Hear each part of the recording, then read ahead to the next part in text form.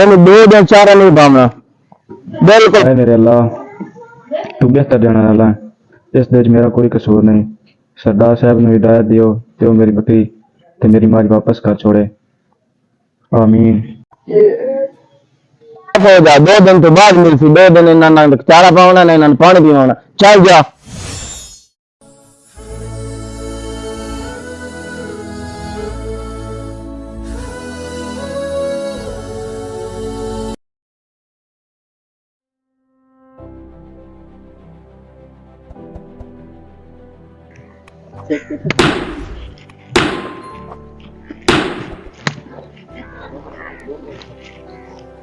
ओए छोरा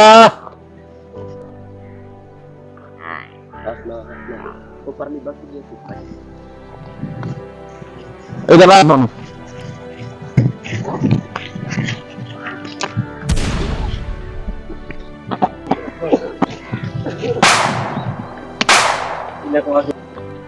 हफ्ते बाद लेने थे ਇਹਨੂੰ 2 ਦਿਨ 4 नहीं पावना बिल्कुल भूखा त्रिसी खलोती रहे बकरी फाटा। चल जा।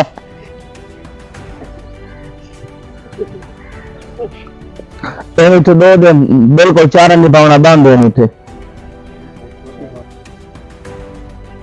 ਕਹਿੰਦਾ ਮਾਲ ਹੈ पता नहीं किधर गए हैं भाई। ਇਹਨੂੰ 2 ਦੁਆਰਾ ਚਾਰਾ ਨਹੀਂ ਪਾਉਣਾ ਭੁੱਖੀਆਂ ਤਰੀਸੀਆਂ ਖਲੋਤੀਆਂ ਨੇ ਮੈਨੂੰ ਪਾਣੀ ਨਹੀਂ ਪੀਵਾਉਣਾ ਇਹਨਾਂ ਨੂੰ ਘਾਹ ਹੀ ਨਹੀਂ ਕੱਢਣਾ। ठीक है। ये तो मेरी माँ इतने बकरी कहानी खलोती है, पता नहीं किधर भाग गए वहाँ छुड़ा गए वहाँ को छोड़ तो भाग गई। पता करिए भाई किधर गए वहाँ कह रही भाई ये भाग गए वहाँ को छोड़ लगी है या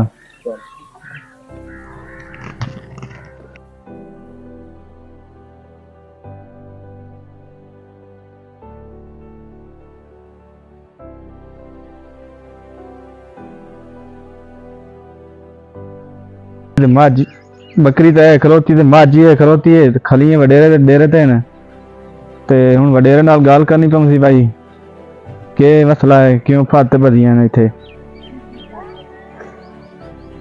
डेरे ते वहना पौंदी हुन एक बारी ये तो पूछन भाई के करना है।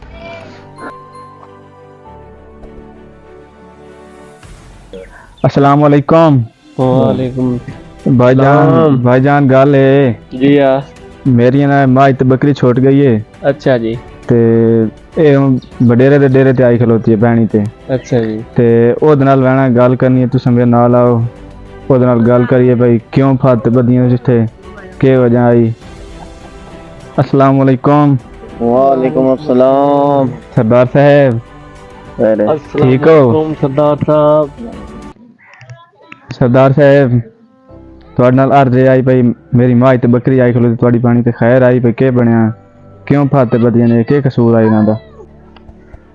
मैडम बचड़ा तो कोई पता नहीं पठियां ते मेहनत थींदी है पठे ही आवेंदे पठियां नु जनाब कलम पहले वावना पौंदा है जमीन नु वाह के रखना पौंदा है वाद जनाब नु कार के वाद गड्डी वाले बुला के वाद जनाब कलम ते मेहनत के जी डी सटिंदा है भाई डीजल है इंदा गड्डी वाले फड़ींदा पठे गडिंदे न पठे जनाब कलम खाद तलू जमीन दी तलू। सरदार साहब किले ते बदियां खलोतियां मैं तो कोई नहीं छोड़ियां जान के छुड़ा गए जानवर होंदे कोई समझाया थोड़ी होंदे पे छुड़ा के तुम्हारी जमीन विभाग वैसी तुम्हारे खेतों में विभाग वैसे हो जा 2 गुजारा कोई नहीं 2 दिन इन्हां बाद चारा पावना ना इन्हां पानी पिवाना। चल जा। सरदार साहब गुजारा करो कोई मेहरबानी करो। सरदार साहब को गुजारा करो गरीब बंदा है मेहरबानी करो उससे।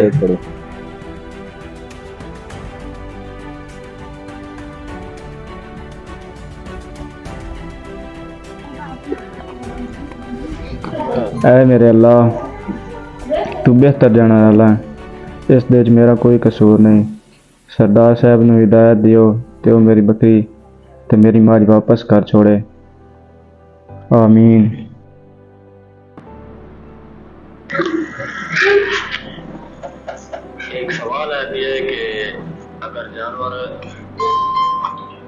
एक सवाल है कि अगर जानवर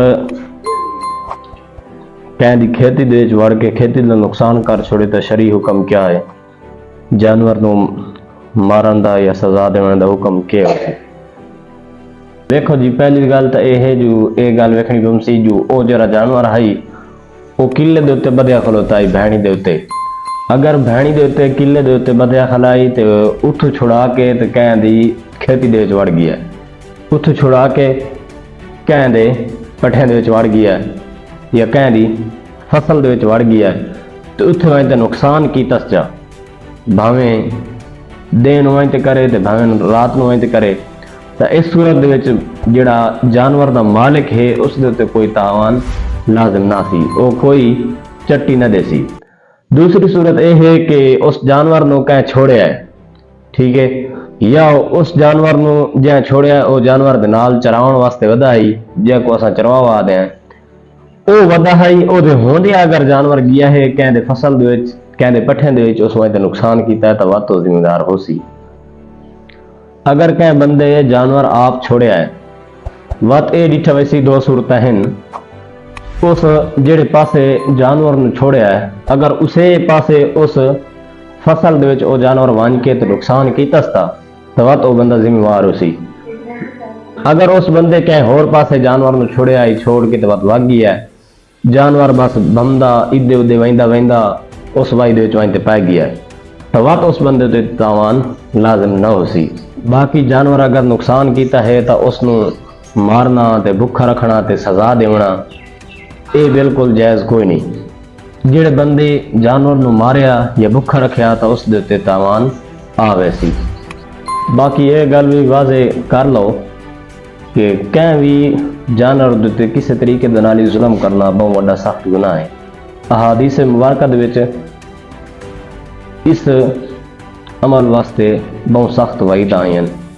हज़रत अब्दुल्लाह इब्न उमर और हज़रत अबू हुरैरा रज़ियल्लाहु ताला अन्हुमा को रिवायत है, हुज़ूर आका दो आलम नूर मुजस्सम शफ़ी मुअज़्ज़म सल्लल्लाहु ताला अलैहि वसल्लम ने फरमाया कि एक औरत नू बिल्ली दी वजह को जहन्नम दे दाखिल किया गया। वैसी वो औरत क्यों किया वैसी उस औरत जहन्नम दे दाखिल, क्योंकि उस औरत ने बिल्ली नू बन के रखे हो सी, उन भुखा रखे हो, प्यासा रखे हो, उन छोड़िया ना हो ताकि वो वन के हशारातुल अर्द जमीन दे विचों कई शैवां ते खा सके, कीड़े मकोड़े खा सके, उन्होंने छोड़िया ही ना हो। तो इस वास्ते इस सबब दे नाल उस औरत नू सजा दी वैसी। तो रब ताला दी बारगाह दी दुआ है रब ताला असां सारियां नू बेजुबान जानवर दे उत्ते जुल्म करन कोलों महफूज करे।